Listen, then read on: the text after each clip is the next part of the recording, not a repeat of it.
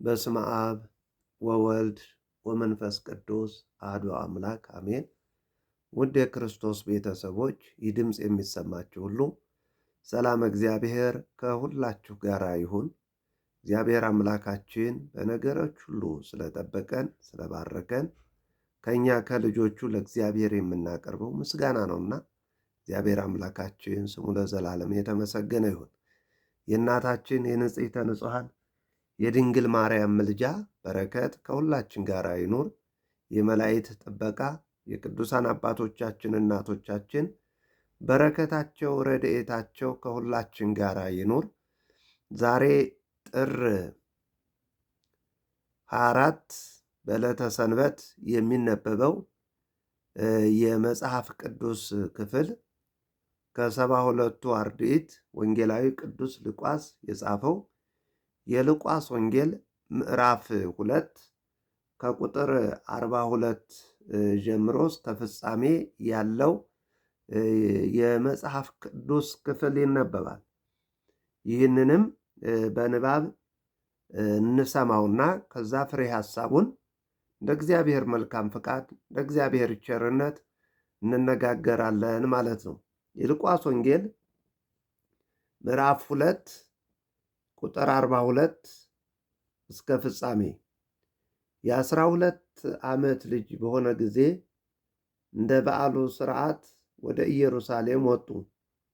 ቀኖቹን ከፈጸሙ በኋላ ሲመለሱ ብላቴናው ኢየሱስ በኢየሩሳሌም ቀርቶ ነበር። ዮሴፍም እናቱም አላወቁም ነበር። ከዘመዶቻቸው ጋር የነበረ ስለመሰላቸው የአንድ ቀን መንገድ ሄዱ። ከዘመዶቻቸውም ከሚያውቋቸውም ዘንድ ፈለጉት። ባጡትም ጊዜ እየፈለጉት ወደ ኢየሩሳሌም ተመለሱ።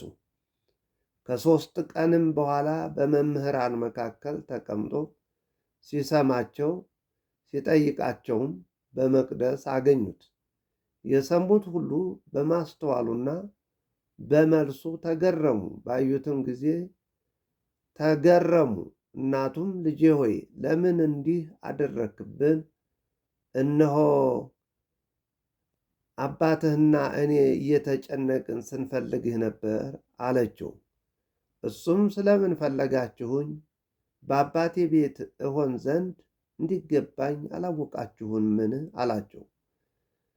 እነርሱም የተናገራቸውን ነገር አላስተዋሉም። ከእነርሱም ጋር ወርዶ ወደ ናዝሬት መጣ፣ ይታዘዝላቸውም ነበረ። እናቱም ይህን ነገር ሁሉ በልቦናዋ ትጠብቀው ነበር። ኢየሱስም ደግሞ በጥበብና በቁመት በሞገስም በእግዚአብሔርና በሰው ፊት ያድግ ነበረ ይላል። ይህ የመጽሐፉ ንባብ እያንዳንዱ የራሳቸው ሐሳብ የራሳቸው ትርጓሜ አላቸው። እንደ እግዚአብሔር መልካም ፍቃድ ለትምህርታችን መነሻ ባዩት ጊዜ ተገረሙ። የሉቃስ ወንጌል ምዕራፍ 2 ቁጥር 48 ላይ ያለው ኃይለ ቃል ድንግል ማርያም፣ ቅዱስ ዮሴፍ፣ ኢየሱስ ክርስቶስ ከመምህራን መካከል ሲጠይቃቸው ሲመልስላቸው ይህም ባዩ ጊዜ ተገረሙ፣ ተደነቁ ይላል። ሊቃውንቱ ተደንቀዋል፣ መምህራኑ ተደንቀዋል። ከ12 ዓመት ልጅ የማይጠበቅ ጥያቄ መልስም እየሰጣቸው ስለነበረ ተገረሙ፣ ተደነቁ ይላል። ድንግል ማርያም ልጇ ኢየሱስ ክርስቶስ የሚሰራቸው የሚያደርጋቸው ሁሉ እያንዳንዷ ነገር ያስደንቃት ያስደምማት ነበረ። ቅዱስ ሉቃስም ሲጽፍ እንዲህ ነው ያለው፣ የእመቤታችንን መደነቅ እመቤታችን ድንግል ማርያም ልጇ ኢየሱስ ክርስቶስ የሚሰራውን ሁሉ በልቦናዋ ታኖረው ትጠብቀው ነበረ ብሎ ይናገራል። ጌታችን መድኃኒታችን ኢየሱስ ክርስቶስ የሰውን ሥጋ ለብሶ የመጣው የሁላችን አዳኝ እግዚአብሔር የሚሰራቸው የሚያደርጋቸው ሁሉ በሰዎች ዘንድ ያስደንቅ ያስደምም ነበር። ድንግል ማርያም ለልጇ ልጄ ለምን እንዲህ አደረግ? እኔና አባትህ ስንፈልግህ ነበር አለችው። ድንግል ማርያም ዮሴፍ አባቱን እንዳልሆነ ታውቃለች። ነገር ግን ቅዱስ ዮሴፍ ከድንግል ማርያም ጋር በስደት በረሃብ በመራቆት ብዙ መከራ የተቀበለ በስተርጅና ብዙ መከራ የተቀበለ ግፍን ያየ ከድንግል ማርያም ጋር አብሮ መከራ የተቀበለ ቅዱስ አባት ነው። ስለዚህ ያንን መከራ የተቀበለለትን የተሰደደለትን ያንን ከእሷ ጋር ያን ሁሉ መከራ አሳልፎ ላደረገው መልካም ነገር ድንግል ማርያም ዋጋውን ልትነሳው አልፈለገችም።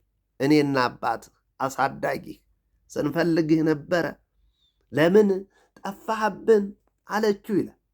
እሱም እንዲህ ብሎ መለሰላቸው፣ በአባቴ ቤት እሆን ዘንድ እንዲገባኝ አላወቃችሁምን አላቸው። እነሱም የተናገራቸውን አላስተዋሉም ብሎ ቅዱስ ሉቃስ ይጽፍልናል። ስለዚህ ኢየሱስ ክርስቶስ በዚህ የመጽሐፍ ቅዱስ ሐሳብ ላይ 3 መሠረታዊ ነገሮችን እናገኛለን።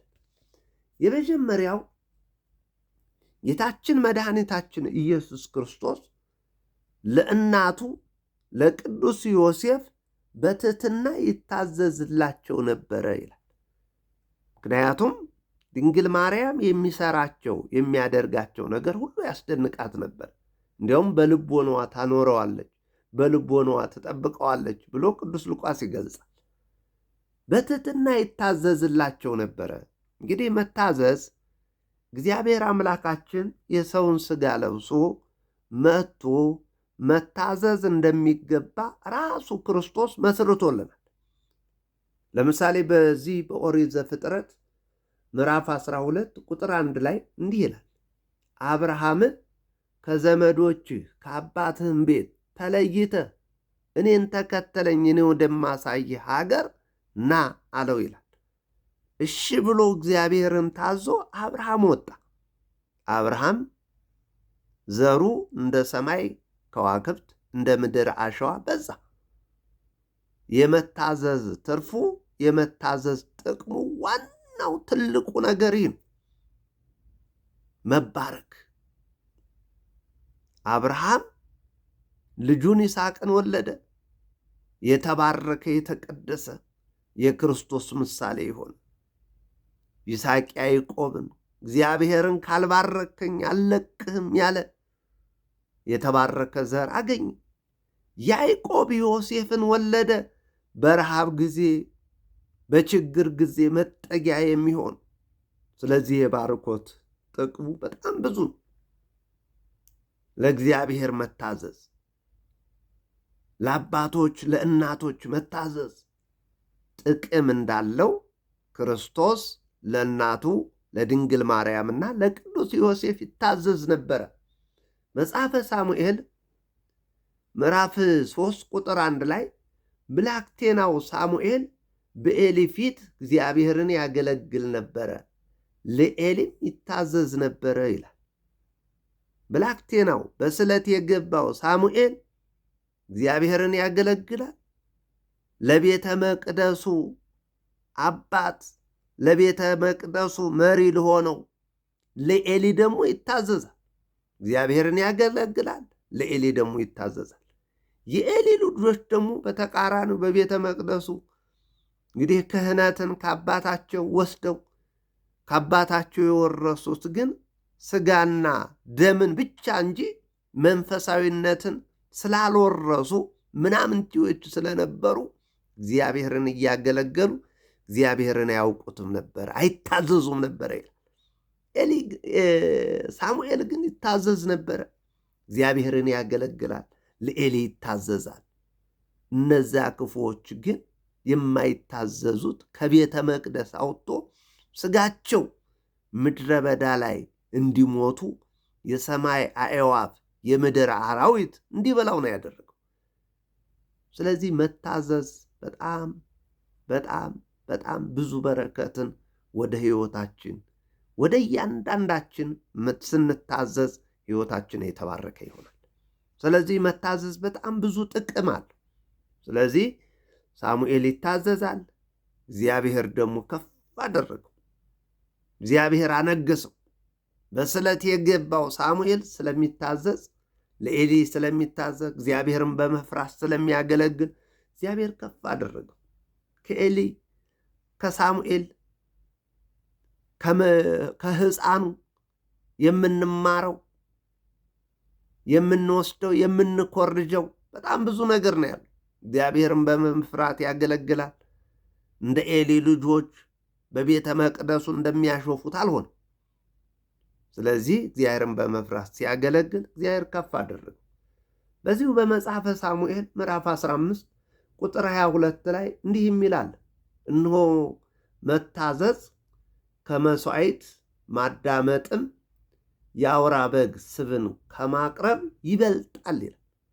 እንዲያውም ይላል ሳሙኤል ሳኦልን አማሌቃውያንን አጥፋልኝ ብሎሃል እግዚአብሔር ብሎ ለሳኦል ነገረው። ሳኦልም አማሌቃውያንን አጥፍቶ ንብረታቸውን ማርኮ ወደ ኢየሩሳሌም ይዞ መጣ ይላል። ሳሙኤል ተመለከተ። ያንን ምን ሊያደርግልህ ነው? ይሄንን ለምን እንዲህ አደረግክ አለው። እነዚህን ሰውቼ እግዚአብሔርን ለማስደሰት ነው አለ።